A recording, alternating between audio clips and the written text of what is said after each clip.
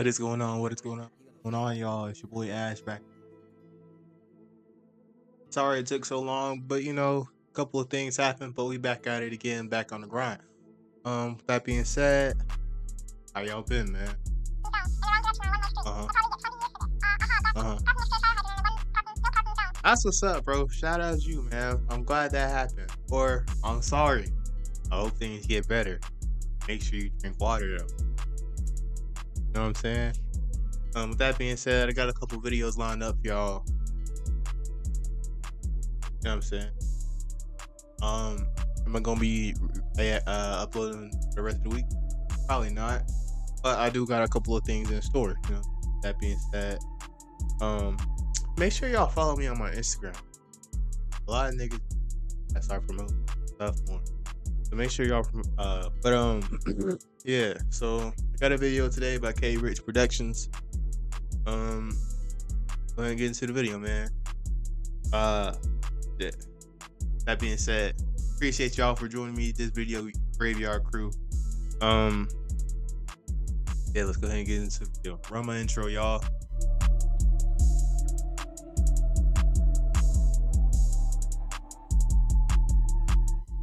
All right, welcome to the Jacksonville Jaguars. New offense looks deadly by K Rich Productions. Honestly, I do feel like the Jacksonville Jaguars have a solid looking offense. If Trevor Lawrence can stay healthy and throw the ball right, you know what I mean? And yeah, if he can do what quarterbacks are supposed to do. Brian Thomas Jr. obviously keeps up his production from last year. Travis Hunter, Cooks, and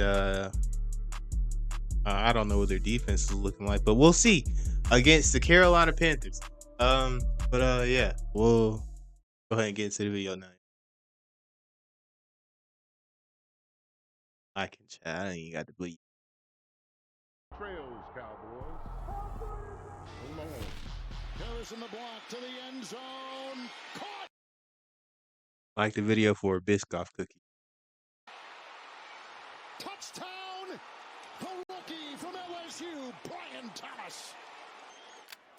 Shador comes back the other way to Hunter. Makes the catch. Fourth thing. Maybe it's series the series. ETN the back, 3rd and 8, right on the money. A complete overhaul of the front office and coaching staff makes the Jacksonville Jaguars one of the 2025's most intriguing NFL franchises to watch this year. Week 1. Check that out. The Jacksonville Jaguars are looking they are interesting. You know what I mean? They're one of those teams you kind of like want to be on the lookout for, or like maybe want to pop in for a game or two. I think they got a new manager or something like that.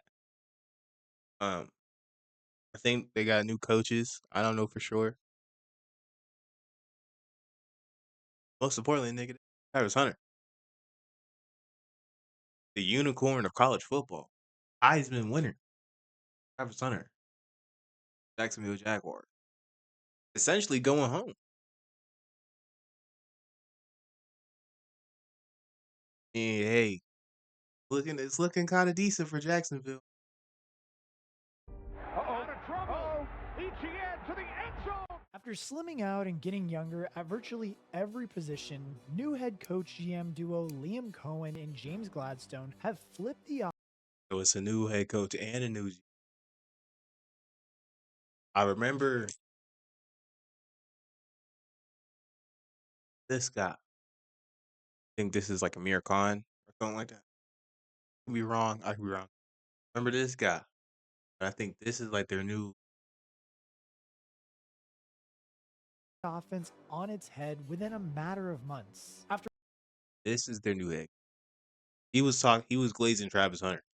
I remember that on their rejuvenating their offensive line and running back stable, they've gifted Trevor Lawrence with a fearsome wide receiver tandem. Imagine being able to build anything just by thinking about it. Yeah, I knew someone, right? Dude said I can't block my block has no more. you know, A touchdown for the goal line. That ball is going to be caught in the 5. Touchdown. In what should be a comeback year for the former first overall pick. All of this was masterminded by the architect of Tampa Bay's top 5 unit last season, and in this video is going to go over exactly why the 2025 Jacksonville Jaguars offense already looks deadly. Now, when it comes to evaluating where things went wrong in 2024 for this offense,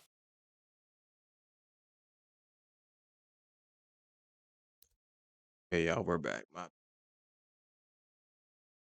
think I might have had a couple of things open, other applications open, and I think that was slowing down. 2 I and think 8 we're back. in the process. Jacksonville did win just Where we were, I ain't gonna lie. hype. And yes, whether that was because his supporting cast was dropping like flies or his that happened to Trevor Lawrence, a similar fate in week 11. I don't know what What if you can guys. create your own website by saying, this is what I want? With I'll be Win back. Can. We're back. Where we were. All Now, right. when it comes to evaluating where things went wrong in 2024 for this offense, there definitely is plenty of blame to go around on this team. But for starters, we need to begin with kind of the thing that they couldn't control, which was injuries. The 2024 Jacksonville Jaguars had ridiculously bad luck when it came to the physical well-being of their offensive playmakers. The thing is, you've seen so many young guys have to play because of injuries early in the year. I think if you're the coaching staff, you have to try and continue to talk about the positive. In week 8, wide receiver Christian Kirk suffered a season-ending collarbone injury against the Packers, and after missing weeks 2 through 5 with a hamstring injury, star tight end Evan Ingram's season was also cut short by week 13 by way of a torn labrum. After the touchdown run, and he's got his receiver. The Damn. Jags' huge free agent signing Gabe Davis met a similar fate in week 11, tearing his meniscus after making just 20 catches for the team that had signed him to a 3-year, $39 million deal mere months prior. And obviously the most damning injury that became of this team was the one that happened to Trevor Lawrence, the star-studded quarterback who they had just paid last offseason. T-Law had just became the highest paid player in NFL history after agreeing to a 5-year, $275 million deal in the 2024 offseason, but had failed to deliver on the hype. And yes, whether that was because his supporting cast was dropping like flies or his offense had simply become too predictable is still up for debate. Making matters worse though, Lawrence sustained an AC joint sprain in his shoulder against the Eagles in week 9, which kept him out of the lineup for losses to the Vikings and Lions. He was quote-unquote healthy following the Jags bye week, but it all came crashing down in his first game back against the Texans. I ain't gonna lie. I think that nigga's name is like Shair. That was a dirty hit game. I can't even lie to you, bro. That's a messed up hit. A few days after that game, Trevor Lawrence was placed on the IR, ending his season after he played in just 10 games, going 2 and 8 in the process. Jacksonville did win just as many games without him, but every Jacksonville Jaguars fan could also go back to blaming all of these injuries as to why they didn't have a great season last year. Like, it's not as if when everyone was available, this team was firing on all cylinders. Trevor Lawrence in particular appeared to have significantly regressed in 2024, failing to make the right decisions under pressure and leading to unnecessary sacks and negative yardage plays. And straight up, the quarterback wasn't helped out by his coaches at all either. Doug Peterson would often delegate play calling duties to his offensive coordinator, Press Taylor, which coincided with a rough patch of form for the Jags. And this also served as a means by shifting of some of the blame off of himself. The offense was overall just incredibly ineffective in converting third down and short yardage situations, with one of the weakest rushing attacks in the league. Just like his former college teammate, Travis Etienne significantly regressed in 2024, averaging just 3.7 yards per attempt with 2 scores, completely outshone by second-year back Tank Bigsby. Neither back was helped out by an offensive line that afforded them just 2.13 rushing yards before contact, which was the second worst figure in the entire league. Either way though, the Jags' complete inability to establish the run game left an undue burden on the passing game, which after its receiving core was completely depleted by injury, did see one bright spot emerge in 2024. You see, Jags GM Trent Baalke was infamous for his high-profile whiffs, such as passing on Aiden Hutchinson in the 2022 draft and grossly overpaying free agent signings. In 2024, he openly stated that, and I'm quoting this, the best team assembled by the Jacksonville Jaguars ever. And yes, that best team ever went 4-13, but one of his best hits last year was the selection of wide receiver Brian Thomas Jr., 23rd overall. The rookie earned a Pro Bowl nod as the Jaguars' leading receiver with his 87 catches for 1,282 yards and 10 touchdowns, all of which are franchise.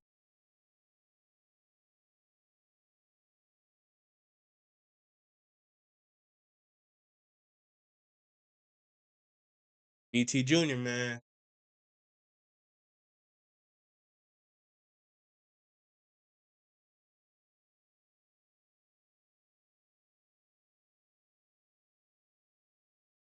Took your draw, I ain't gonna lie.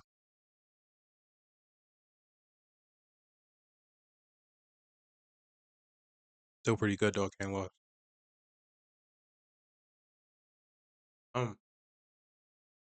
10 touchdowns, 87 catches, 400 yards, close to 1,300 yards. Look, a lot of people, neighbors was not well. Well, not the best quarterback, you know what I mean? But if you watch like some of his highlights, Malik, oh, Franchise records. Doug Peterson didn't do enough in 2024 to keep his job, but he had given the new regimen a serious weapon to build around in the receiving game, so long as they didn't squander the opportunity. And yes, that's something easier said than done in Jacksonville, where Trent Baalke was holding on to his job by a thread at the conclusion of the 2024 regular season. When multiple head coaching candidates withdrew from the interview process, citing their unwillingness to work alongside Baalke as the reason why, the writing was on the wall for the controversial executive. And now without a head coach or a new GM in 2025, the Jacksonville Jaguars were basically starting 2025 with a new slate. Buccaneers offensive coordinator Liam Cohen, who had turned Tampa Bay into a top 5 unit during his tenure, was named the new head coach in January. And yes, even though he was one of those candidates who had initially withdrawn his application for fear of having to work alongside. Do you need a free and easy way to capture your gameplay? Introducing Outplay. I ain't gonna lie to y'all. Get a tower. I can't expect more.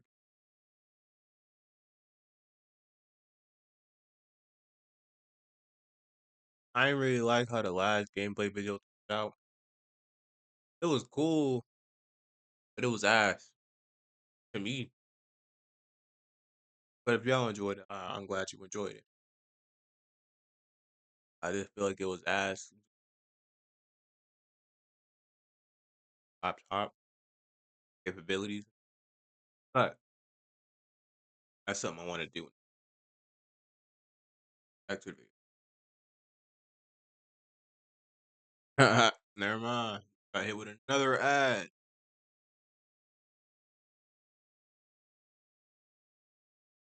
Excitement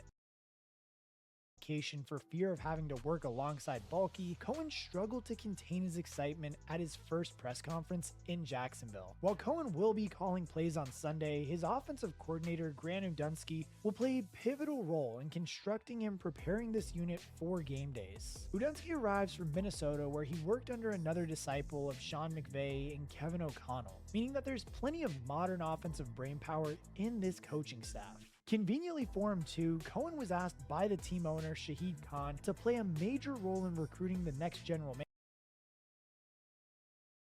My bad.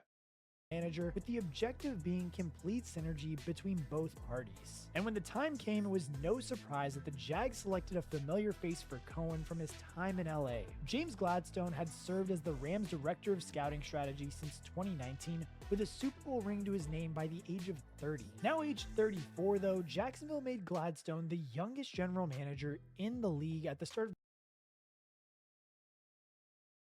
I had it wrong. Bitch. The blonde haired nigga's the coach. This guy's the GM.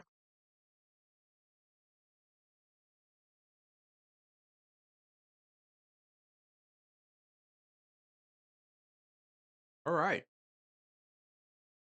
the 2025 offseason, a decision that would soon provide the franchise with a much needed shakeup. Remember what I said about a clean slate? Well, not only did the Jags lack depth across the entire roster, but the offense in particular was littered with lucrative contracts in areas that could be replaced with players better suited for the team's long-term planning. One of the most stunning moves of the offseason was Christian Kirk being traded to the Houston Texans for a 7th-round pick. And yes, while trading a fan favorite to a division rival would never be advisable, Kirk did miss significant game time in his last 2 seasons with the organization, so getting rid of him and his massive contract did make sense. It was a similar case for Gabe Davis, who the Jaguars released after June 1st, which took his dead cap hit down from $20 million to $5.7 million in 2025. Arguably even more surprising though was the release of Evan Ingram, which served a similar purpose of offloading a pricey contract, albeit for one of the Jags' most consistent playmakers. Not even tight end 3 Luke Farrell was kept on the board, however there were more pressing developments elsewhere on the offensive line. Veteran center Mitch Morris retired after just 1 season in Jacksonville, while 5-time Pro Bowl right guard Brandon Sheriff was released. He had been one of the few reliable pass blockers, but failed to make a difference in the run game, which will be one of the top priorities for the Cohen-led Jags going forward. Furthermore, the guard commanded a premium price tag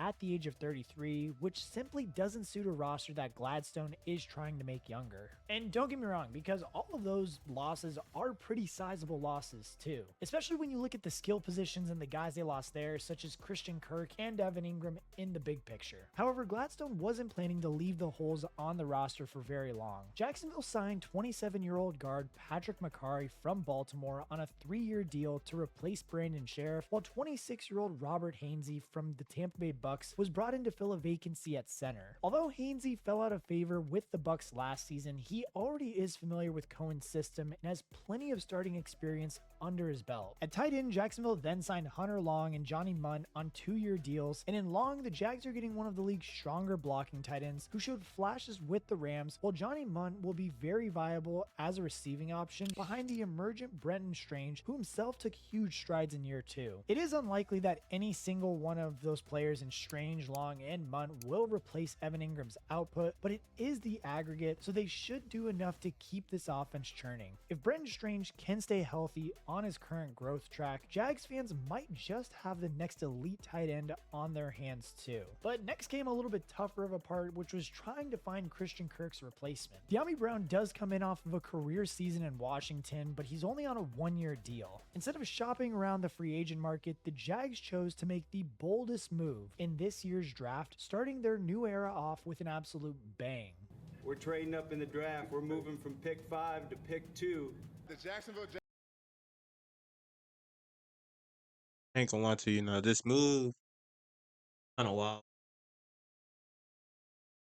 but I do want to say I think it's a smart ass move. I just hit my table.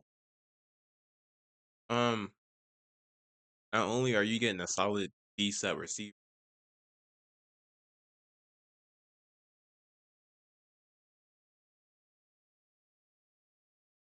with a couple of maybe within a couple of years, have like a lockdown.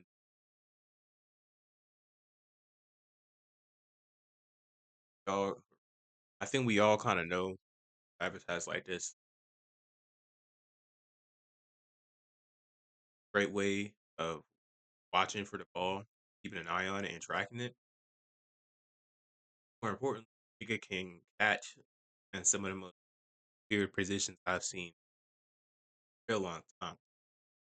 So with that, that him playing both offense and defense, I think it's pretty deep. But it's gonna take time. I'm not expecting a win season just yet for these guys. Now Travis came over there to Carolina. I'd probably say him and JC Horn. Yeah, yeah. Jaguars select Travis Hunter, wide receiver, defensive back from Colorado. The Yeah. reigning Heisman Trophy winner has all the trappings of a franchise-altering player. Not only did he help reshape the college football landscape, but his elite-level play on both sides of the ball makes him a unique commodity at any level, let alone the pros. Questions did remain around whether he would be able to play corner and wide receiver once he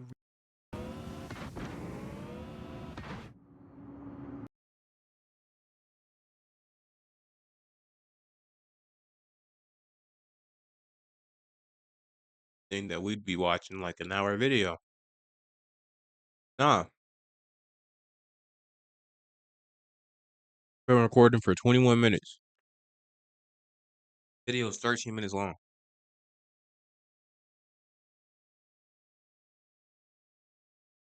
But y'all won't see that. I'm gonna edit most of this shit out. Try to.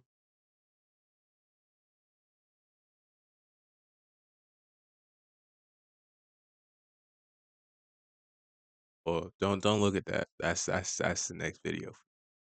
he would be able to play corner and wide receiver once he reached the league, but Hunter certainly believes he can, and the Liam Cohen-led coaching staff feels the exact same way. This type of calculated, aggressive move up from Gladstone sent a message. The Jacksonville Jaguars are here to play in 2025. And yes, obviously, it costs a lot to move up to get Hunter, but if there's one player in this year's draft who warrants that level of optimism, it is Travis Hunter. So far from OT.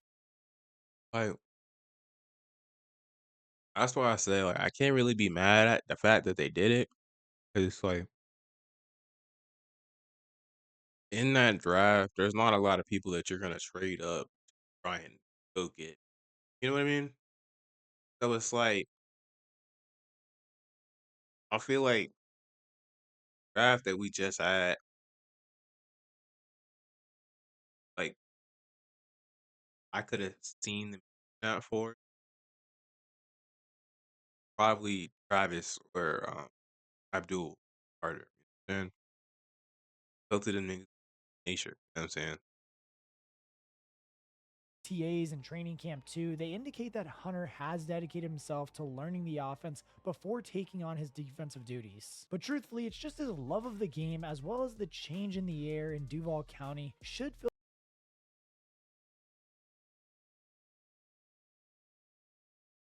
I don't know why this popped in my head,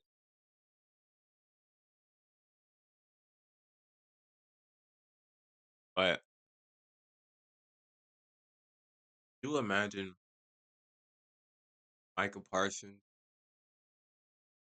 Dexter Lawrence, Abdul Carter on the same defensive line.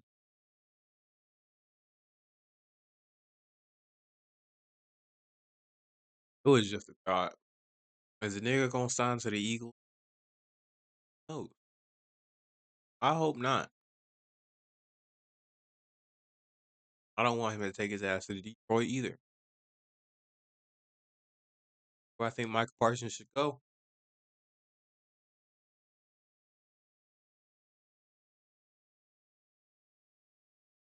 It's a hard question, y'all. It's a hard question. Cincinnati, Fill the Jaguars faithful with optimism Baltimore, Baltimore. Win a ring with Lamar, man. for the season ahead. Jacksonville didn't pick again until the third round, where they took cornerback Caleb Ransaw and guard Wyatt Miller. Roquan Smith, Jair Alexander, Marlon Humphrey, Micah Parsons.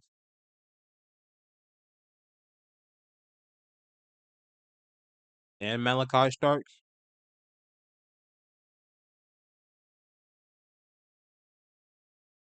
But both considered to be great value picks. At the top of the fourth, they then took Tutton out of Virginia Tech, not only the fastest running back in this year's draft and a great value pick, but also a perfect fit for the Jags' revamped offense. And as Jared Feinberg of Sports Illustrated explains, Cohen's offense works from the wide zone system and zone blocking scheme up from the front in the run game, where the linemen are moving laterally and forcing tailbacks to use their vision to attack open creases and pop through with bursts and acceleration for big games. This worked brilliantly last year with Bucky Irving in Tampa Bay in his rookie year, and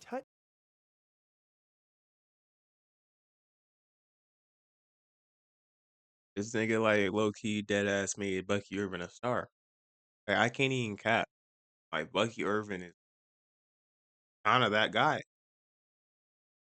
You know, like I feel like besides Saquon and DN, and sorry, Derrick Henry. You know what I'm saying? Top running back besides them, like the 3, 4, and 5 was like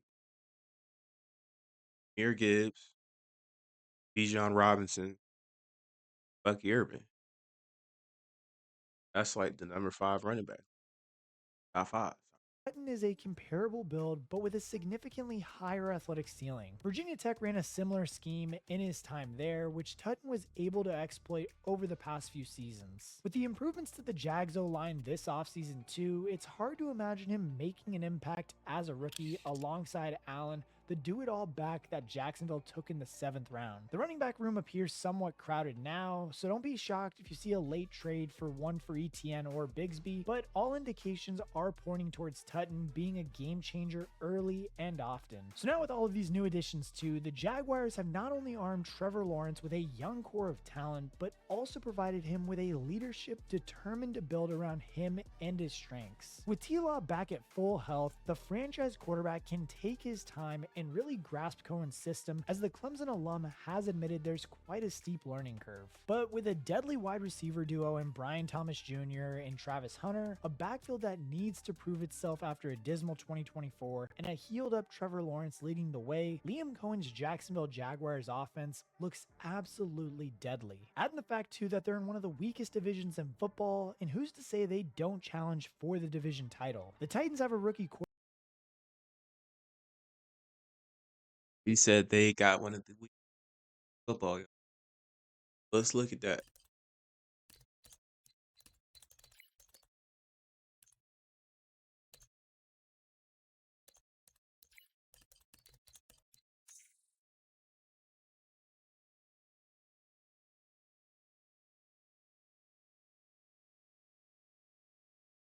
All right. Yeah, like low key, he's not lying. They should be number 2 in the division. You know what I'm saying? Tennessee got Cam Ward, but it's going to just Cam Ward to turn that team. I ain't gonna lie. Um, Cleveland. I don't know if y'all saw this. They got 6 quarterbacks. Uh, I seen niggas was saying they gonna have a trick play where they got all 4 backs on it. I can see it. I can see like a trick play happening. They got 4 of these quarterbacks. He's passing the ball over here, passing the ball over here, and he passes it back over there. He launches that bitch down the field, touchdown or pick. You know what I'm saying? So it's one or the two. It's either it's gonna work or it's not. Um, they honestly like he's not lying. I don't think they're gonna be better than Tampa Bay, just because Tampa Bay was kind of cooking last year. I think Bake Mays has found his home in Tampa. I think he's found his home in Tampa. I ain't gonna lie to you.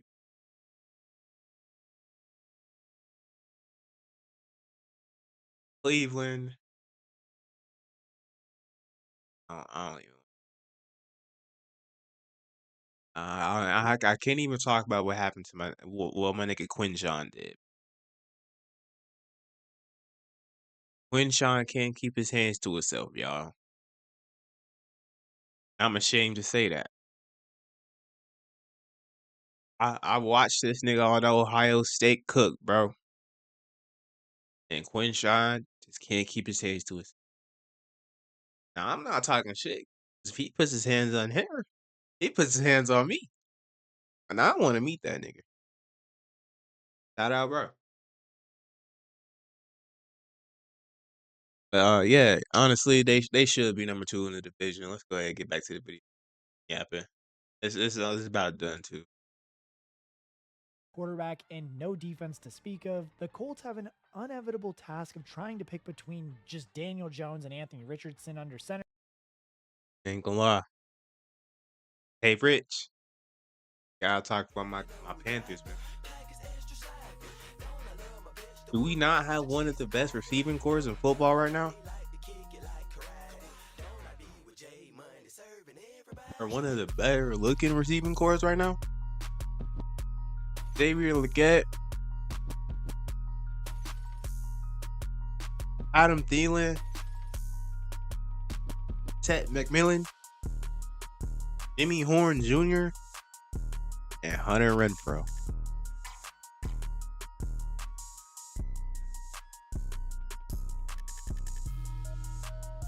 Mike. Well, with that being said, it's been your boy Ash. Love y'all, Graveyard. Love y'all, Graveyard Crew. Up on out of here. Peace out.